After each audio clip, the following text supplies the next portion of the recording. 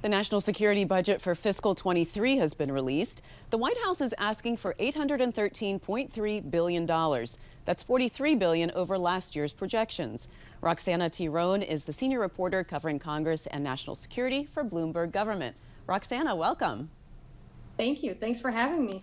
So what effects did we see in the defense budget from Russia's invasion of Ukraine? So it's quite an interesting question because you do see some aid, obviously some aid for Ukraine, for Eastern European countries to protect themselves against Russian incursion and Russia's influence. But one of the major themes in the budget this year is actually that China is considered the main strategic threat to the United States, or as the Pentagon calls it, the pacing threat.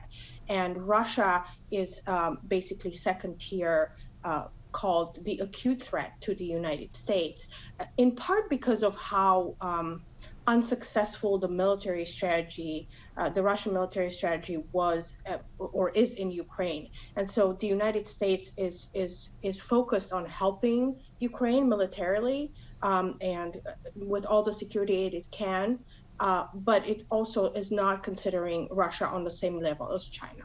Well, as you said, DoD officials have called China the pacing threat. So how did we see that reflected, though, in the budget?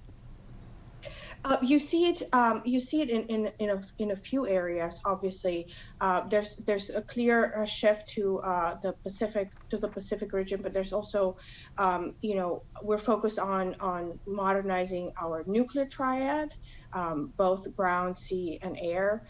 We are putting money into the Pentagon is putting money into hypersonic weapons, into artificial intelligence. So you see a lot more focus on communications, on just cyber protection. So you see a lot of that, and then you see that the services are sort of adjusting to from years of counterterrorism to a new kind of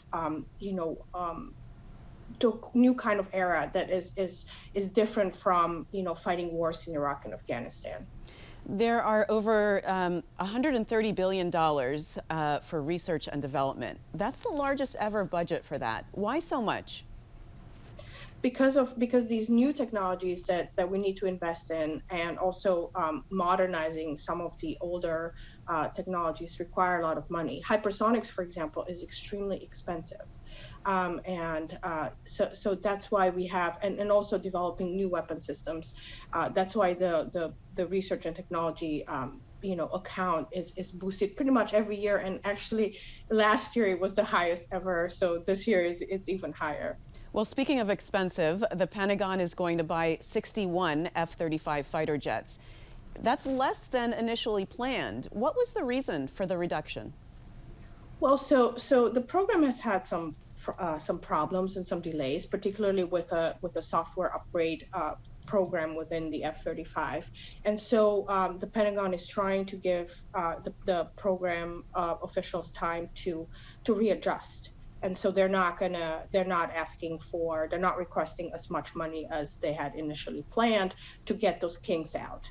And you've also seen a kind of a change on Capitol Hill with the F-35, particularly in the last year, where lawmakers have decided that it's better not to. They used to plus up the F-35 all the time, but for the first time in fiscal 22, they didn't. They just stuck to the request, because this program has so many problems and so many delays, and particularly with trying to, the sustainment costs of the F-35 are really large. And so the more planes you buy, the higher the sustainment costs will be, and the life cycle costs. And Roxana, the elephant in the room is inflation, because the inflation rate is around 8% now.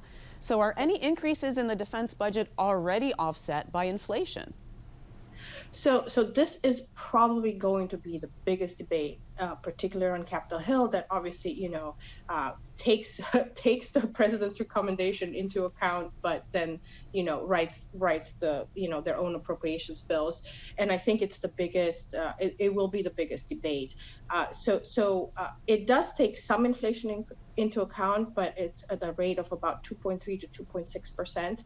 And so you will see, especially from the GOP ranks, from the Republican ranks, a request to basically detail how the Pentagon has taken inflation into account, whether they've gotten advice from the outside on how inflation would impact the Pentagon's operations.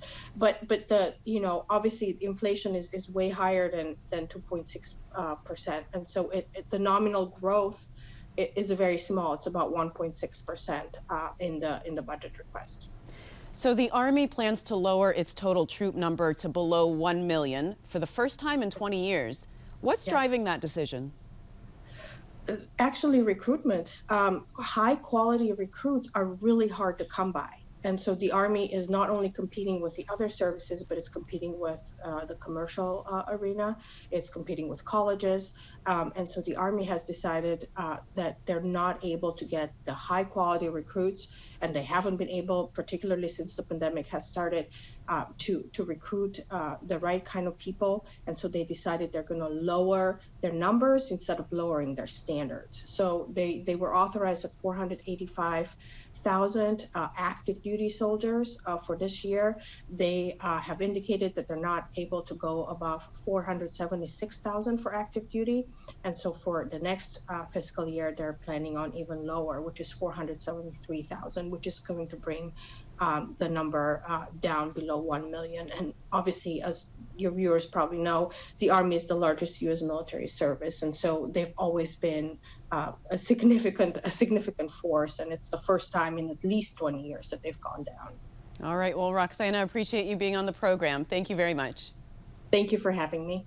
Thanks for watching. If you enjoyed the video, give it a thumbs up and subscribe to our channel so you don't miss out on any future Government Matters interviews.